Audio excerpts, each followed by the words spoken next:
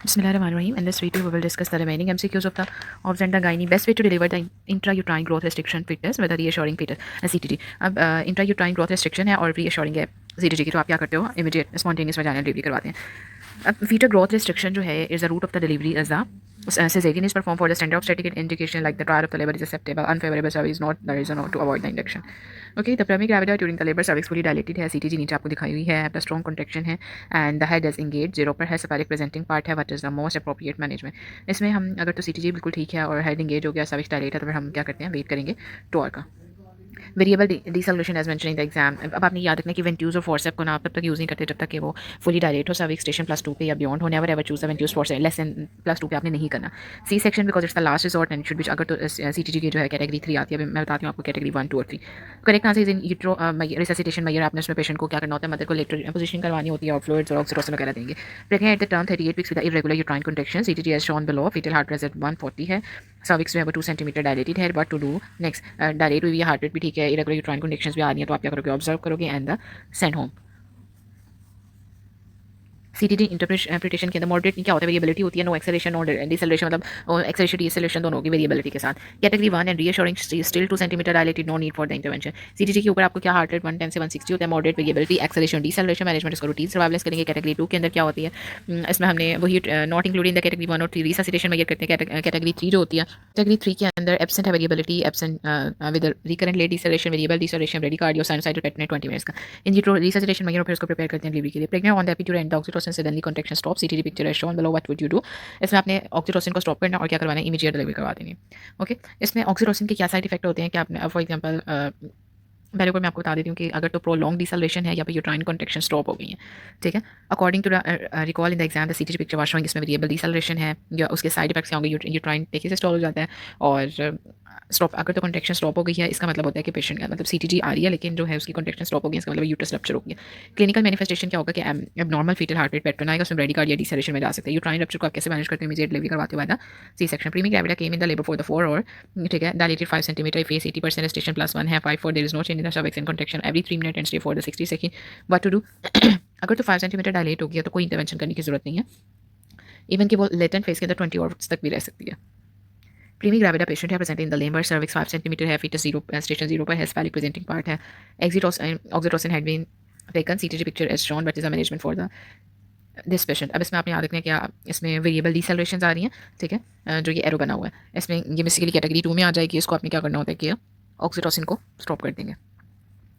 अगर तो CTG की कैटेगरी 1 है तो आप वेट करोगे, अगर 3 है तो इमीडिएट सी सेक्शन करोगे, अगर सर्विक्स फुली डायलेटेड है, हेड एंगेज है, तो फिर इंस्ट्रूमेंटल डिलीवरी. ये बातें याद रखनी है, 3 main. Pregnant the labour was induce by the oxytocin. CTG was showing in the picture. What to do to reverse the condition. अब इसमें इंड्यूस की गई थी ऑक्सीटोसिन से और अब आप देख रहे हो कि CTG किस तरह की नजर आ रही है आपको, 160 पर डिसेलेरेशन आ रही है, तो आप फॉरन से ऑक्सीटोसिन को स्टॉप कर देते हो. 39-week pregnant patient, history of the cesarean section due to the breech presentation or she's in the labor with a regular contraction for every 5 minutes. cervix dilate है, fully effaced है, station +3 है. what is your management. अब dilated है और station fully dilate हो गई है, contractions भी आ रही हैं, फिर आप क्या कर सकते हो, induced delivery.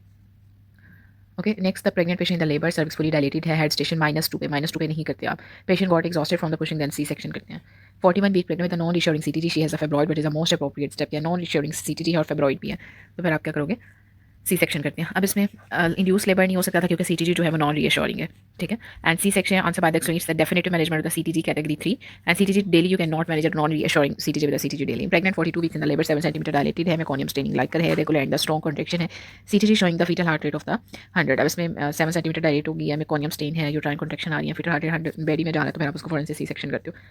Pregnant, preemie gravid and the labor for the couple of the over 6 centimeter dilated, 80% phase, 0 station, managed with oxytocin, the rupture membrane 420 और CTG as shown below, which is appropriate management. Dilated है, effaced है, rupture membrane हो गई है, 20 hours हो गया, तो फिर आप इसमें सी सेक्शन करोगे.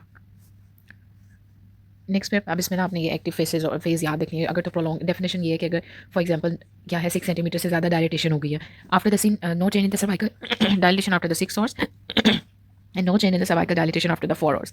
इसको आपने कैसे मैनेज करना होता है, ये प्रोलॉन्ग एक्टिव स्टेट की बात हो रही है. अगर तो नहीं चेंज आ रहा, 6 घंटे गुजर गए हैं, इन एडुकेट 4 hours हो गए एडुकेट कॉन्ट्रैक्शन के बावजूद, फिर आप इसको ऑक्सीटोसिन देते हो या फिर रप्चर ऑफ द मेम्ब्रेन करते हो. अगर रेस्ट अगर 6 सेंटीमीटर से ज़्यादा है, रप्चर मेम्ब्रेन भी हो गई है लेकिन सर्विक्स में कोई चेंज नहीं आ रहा, 4 hours से ज़्यादा हो गए हैं, इसको कैसे मैनेज करोगे, सी सेक्शन. अब C section patient the prolonged active phase of the labour, she was managed by the amniotomy and oxytocin. She अगर अरेस्टेड है तो फिर प्रोलॉन्ग एक्टिव फेज है तो एम्नियोटोमी ऑक्सीटोसिन, अगर अरेस्टेड है तो फिर C section. Next, 20-year-old preemie gravida, 42 weeks with a closed cervix, induction of the labor with a prostaglandin gel was started. Her CTD was a fetal heart rate 140/60. After the one और fetal heart rate जो है वो 80 हो गई है और uterine contraction last 2 minute most important step in the management. इसमें हम क्या करते हैं, देखो यूट्राइन टेकिसिस्टोल क्या होता है, अगर तो 10 मिनट्स में कॉन्ट्रैक्शन जो है वो अब टेकिसिस्टोल क्या होता है, फॉर एग्जांपल 10 मिनट्स में अगर 5 से ज़्यादा कॉन्ट्रैक्शन आ रही है ना, और यूट्राइन इसमें क्या है, हाइपर सिस्टोल है, हाइपरटोनिस है, ठीक है, जो कॉन्ट्रैक्शन है ऑलमोस्ट एटलीस्ट 2 मिनट्स तक लास्ट होती है। ये one of the fetal cause होती है किसकी, फीटल ब्रेडिकार्डिया कॉज हो जाएगा।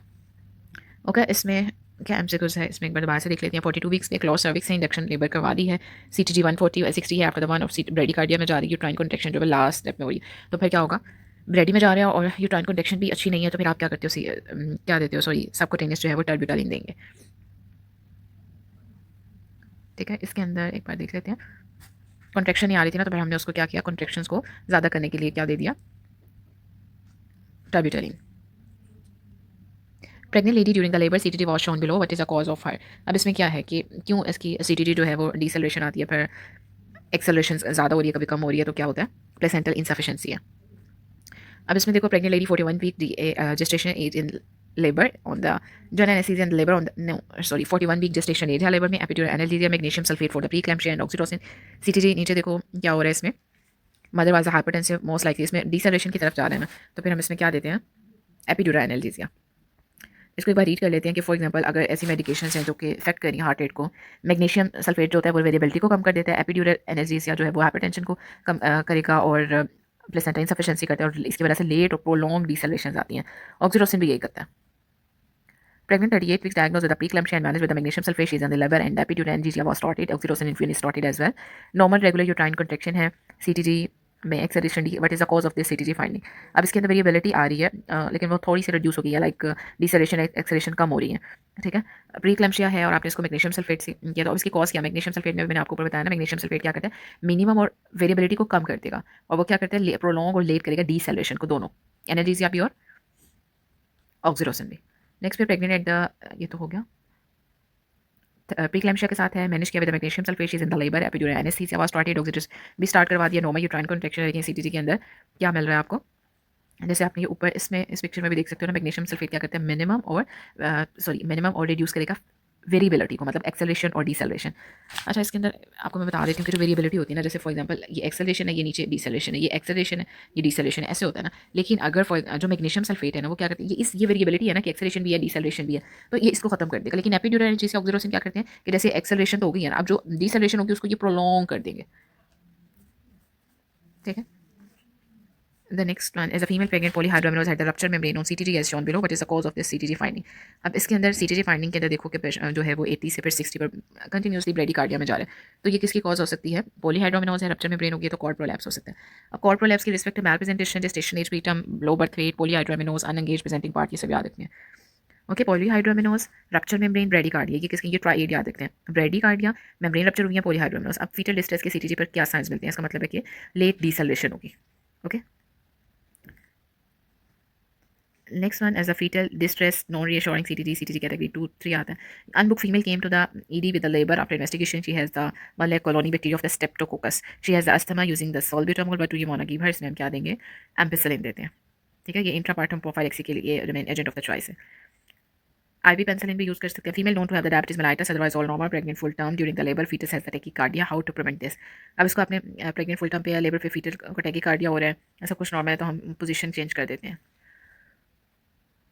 Pregnant lady with diabetes mellitus in the active labor, her CTG is showing the abnormal fetal heart rate pattern. Which of the following is the most appropriate step? अब इसमें देखो वो active labour में CTG पे abnormal fetal heart sound आ रही है, तो फिर आप पोजीशन जैसे ही वो आ रही होती है, तो फिर आप पेशेंट को लेफ्ट लेटर साइड पे मूव करवा देते हो। 35-year-old female at the 41 week gestation age, no contraction, no cervical dilatation, fetal ultrasound is reassuring, CTG is shown, what is the best management? इसमें एक्सेलरेशन भी है, डिसेलरेशन भी है, कोई कॉन्ट्रैक्शन कोई डायलेटेशन नहीं है, फिर अल्ट्रासाउंड भी रीअश्योरिंग है, तो फिर आप उसे रीअश्योर करोगे after the 1 week.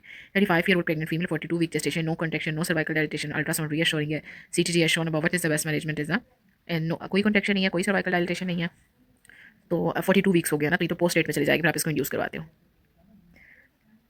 Next is the women with 42 weeks of the gestation, no contraction, cervical dilatation 2 centimetre है, -3 स्टेशन है, नॉर्मल सीटीटी है। इसमें आप एक ट्रायल ले लेते हो कि इसको इंड्यूस करवा देते हैं। Pregnant 42 weeks, no contraction, you started prostaglandin as induction of the labour and the patient started to have the contraction.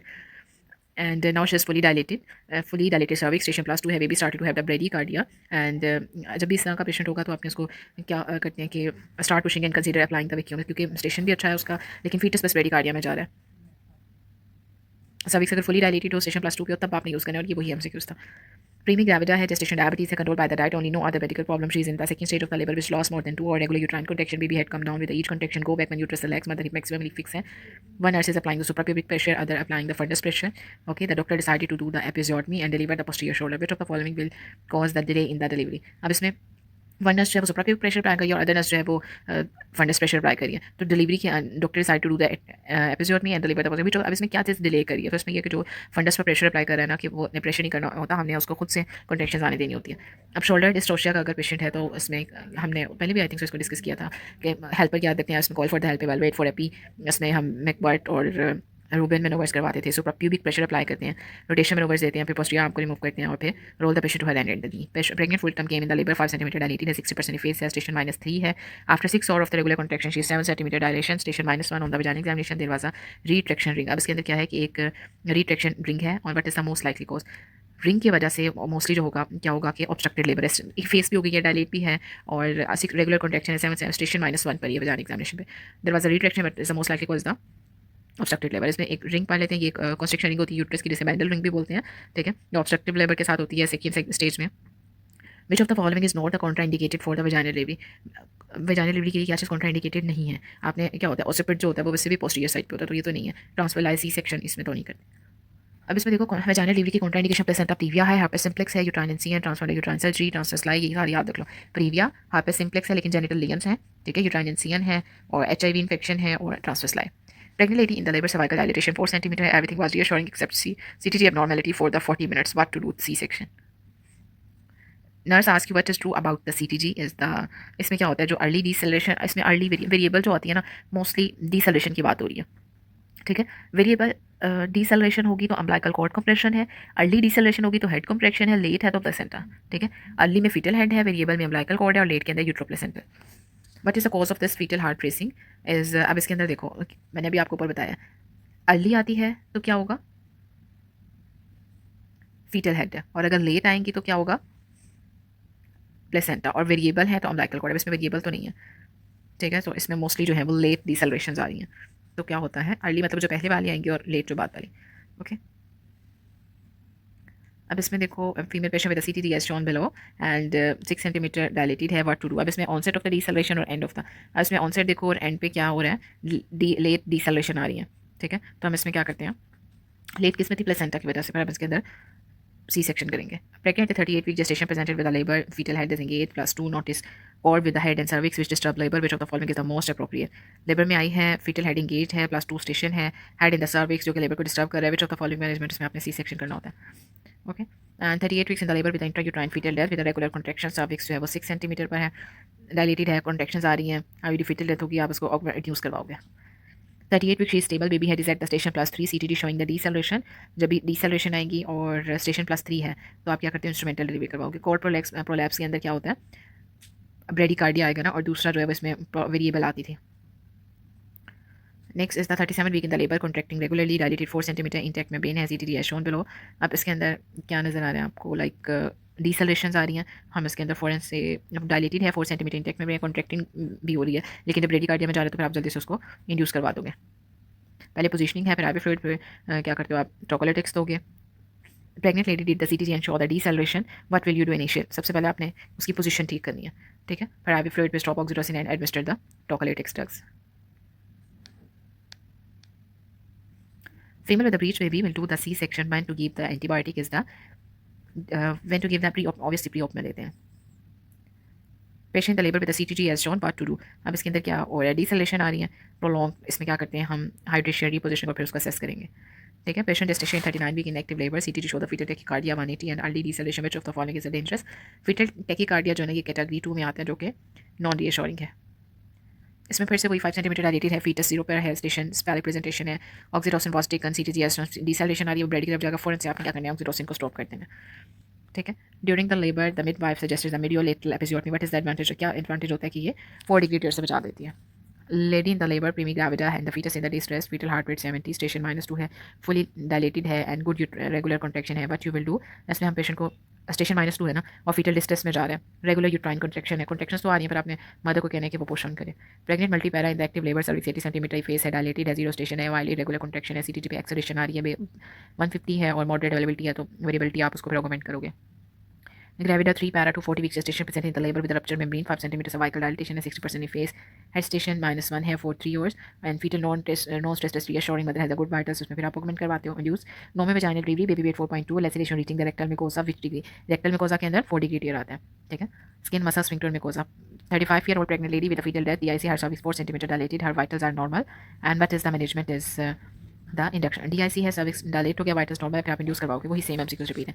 35-year-old pregnant lady with a fetal death, DIC her cervix 4 centimeter dilated, her vitals show the hypertension, what is the management?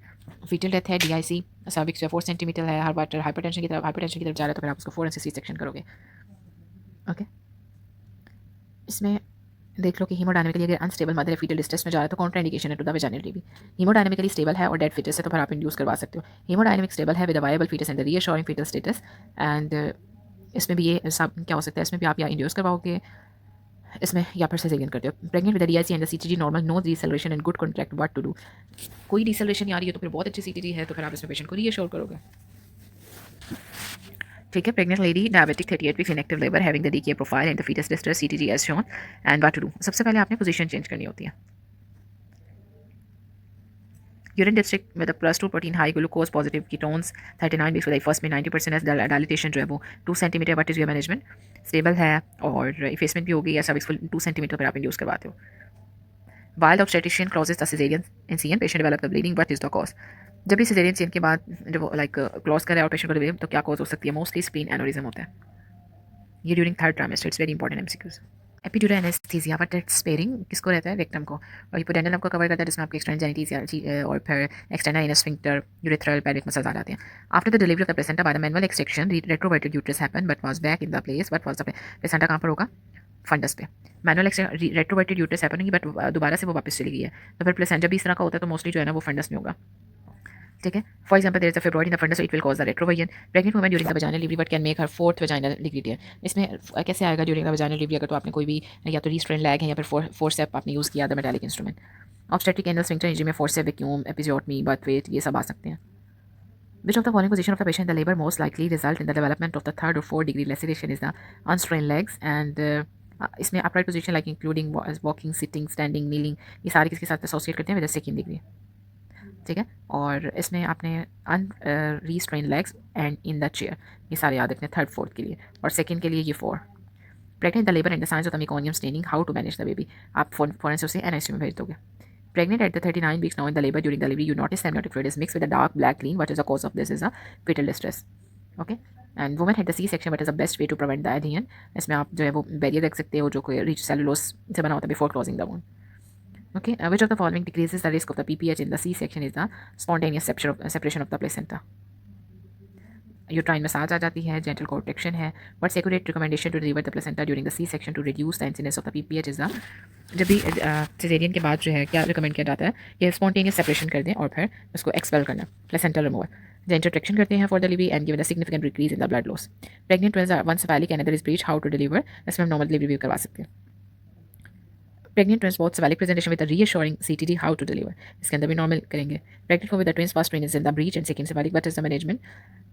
इसमें twins है, first twin जो है वो breach है और second twin जो है वो सेफेलिक है, तो हम इसमें अपने याद रखें कि जब भी यहाँ पर ऊपर उन्होंने क्या बताया था, ट्विन 1 जो था वो सेफेलिक था, ट्विन 1 का जो है वो अगर तो नॉन सेफेलिक होता है तो फिर मोस्टली इसमें हम सिजेरियन नहीं करते हैं। Elective caesarean birth to done, elective caesarean हम किस वीक में करते हैं? 39 वीक्स में। ओके, इसमें भी ये फुल टर्म बताया हुआ है, फुल टर्म में 39 वीक्स, 39 और 40 आ जाता है। Pregnant the labour at the term and we head in the fundus, both hip and knees flex, spine of the baby parallel to the baby के स्पाइन, मदर के स्पाइन से parallel होती है। What does its like? Spine of the baby अगर parallel होगी तो ये longitudinal होता है। Pregnant woman non cause of the bicornuate uterus and Leopold manoeuvre, you found probably soft structure in 1 and 2 grave, fetal heart rate in the level of the umbilicus of the mother, fetal kicking felt in the lower abdomen, and how do you deliver this? अब इसमें बाइकॉर्नवेट factor होता है breach का, लैपोल मैनोवर में क्या होता है, it में ये इसमें फीटल लाए और डिटर्मिनेशन आप करते हो, ठीक है। उसको हेड को फील करके राउंडेड है, हार्ड है, और यूट्राइन एबनॉर्मलिटी के अंदर ECV भी जो है वो कॉन्ट्राइंडिकेटेड होती है। तो इसमें फिर हम क्या करेंगे, इसमें 1 से 2 ग्रिप हैं, फीटल हार्ट रेट जो है वो अम्बिलिकस के लेवल पे है और फीटल किकिंग जो है वो आपको लोअर एब्डोमेन में मिली है।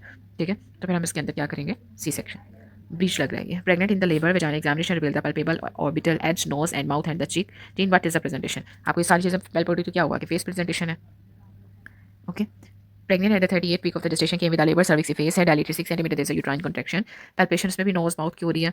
तो आप CTG पे नो एबनॉर्मलिटी, आप इसमें पार्टोग्राम की मॉनिटरिंग करोगे। Pregnant schedule for the labour induction, what to use cervical ripening के लिए आप क्या करते हो, प्रोस्टाग्लैंडिन यूज करते हो। Fetal spine parallel to the mother and head at the fundus and knee is extended, and अगर तो नी एक्सटेंडेड है और क्या है, हिप फ्लेक्स है, नी एक्सटेंडेड है और हिप फ्लेक्स है तो क्या होगा, फ्रैंक। इसको दोबारा से देख लो, अगर हिप्स फ्लेक्स हैं और नीज एक्सटेंडेड है, हिप्स फ्लेक्स है नी एक्सटेंडेड है तो फ्रैंक पिच, और अगर दोनों फ्लेक्स हैं हिप और नीज तो कंप्लीट, और वन और both face are not completely flex is incomplete. 41 weeks plus 5 days come for the induction of the labour patient, the 2 previous uneventful vaginal delivery है। ठीक है, best of score anterior intermediate 50% face dilatation and station minus, which method, इसमें mostly जो method है वो prostaglandin wrapping करते हैं। Primi gravida in the labour when latent phase consider the prolong, primi gravida है, ठीक है, and but when latent phase prolong, आप इसको कब कंसीडर, प्राइमरी ग्रेविडा के अंदर जो है ये 18 आवर्स की होती है। अब इसको ना हम देख लेते हैं, प्राइमरी ग्रेविडा के अंदर नली पैरा के अंदर 20 आवर्स की भी जा सकती है और मल्टी पैरा के अंदर 14 आवर्स। तो ये प्राइमरी नली पैरा है तो इसमें 20 आवर्स, 20 और 14। Gravida 3 para 237 with the history of the C-section due to the non-reassuring CTG, but is in the labor with the 4 cm dilatation presentation breach है, but is the इसकी absolute contraindication ECV की क्या होगी कि non-reassuring CTG है। Pregnant at the 34 weeks in the labor examination show the transfer presentation. She want to know how, if she can do ECV ultrasound show the bicornuate uterus with the normal. What is the contraindication? अभी मैंने आपको बताया था कोई भी like bicornuate uterus है या abnormality है uterus की, तब आप नहीं करते। 37 week pregnant came with a breech presentation. What is your next step is the ECV. Okay, lady at 34 week gestation, previous one C-section. On pelvic exam only the cervix was 3 cm dilated. On ultrasound placenta was interior and lying low. Why is the ECV contraindicated, क्यों है इसमें?